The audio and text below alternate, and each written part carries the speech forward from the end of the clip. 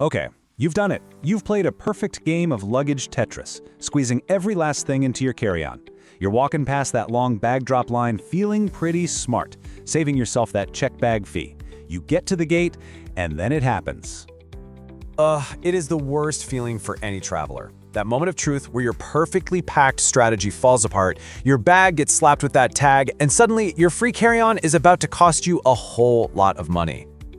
So let's get into this, because flying these days, especially with just a carry-on, is really like fighting a war on two fronts. You have to win two totally separate battles.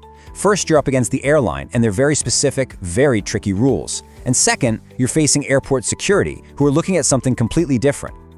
All right, your first opponent is the airline itself. And this fight is all about the physical stuff. Inches, pounds, centimeters, and kilograms. It's you versus that unforgiving metal box they call a sizer. And if you lose this one, you're gonna pay for it. You know, it's kind of wild, but here in the US, there's no one single standard for a carry-on. If you're on a major airline like American or Delta, you get that size we all pretty much know, 22 by 14 by 9 inches. But if you hop on a budget airline like Spirit or Frontier, that free bag shrinks way down to a personal item that might be smaller than your kid's school backpack. And the stakes here are really high. I mean, you show up with a bag that's just a little too stuffed, and bam, you could be looking at a surprise gate check fee of nearly $100. Seriously, the gate agents on some of these airlines are like referees. Your bag either fits perfectly in that sizer or it's game over. There are no second chances.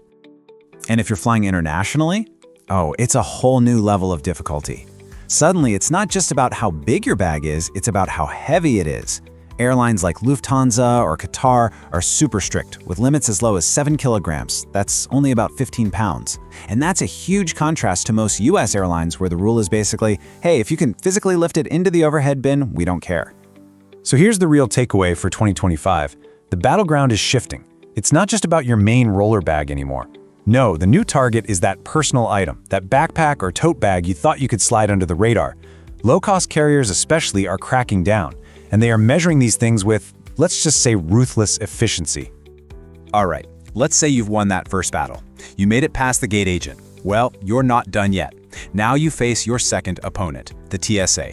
And they couldn't care less how big your bag is. They care about what's inside it. And trust me, their rulebook can be just as unforgiving.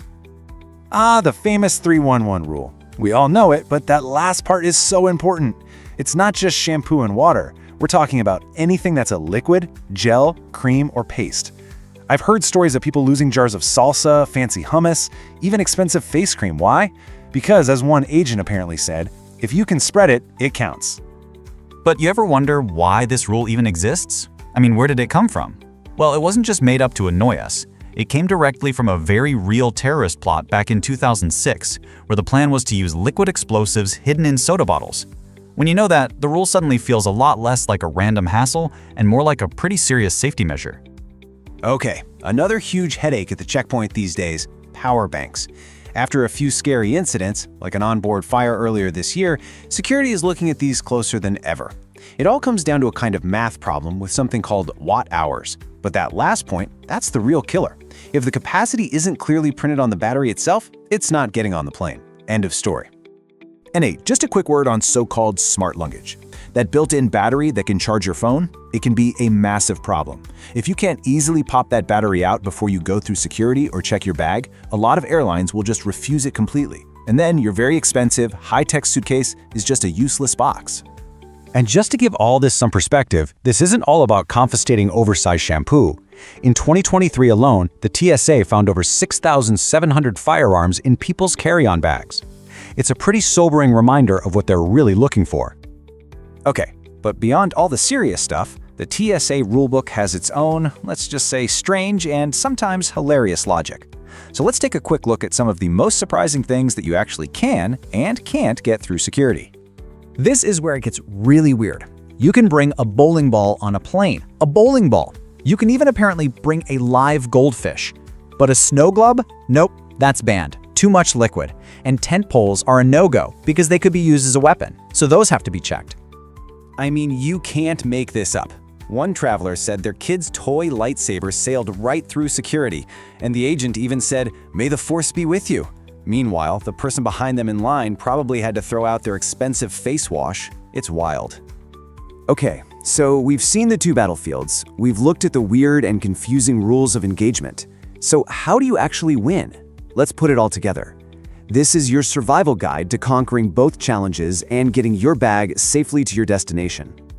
So, to beat the airlines, it all comes down to preparation. First, measure your bag when it is completely packed and bulging, not when it's empty. Always check the specific rules for the exact airline you're flying. Pro tip, wear your heaviest coat and your bulkiest boots on the plane. And if you're heading overseas, just be ready for that weigh-in.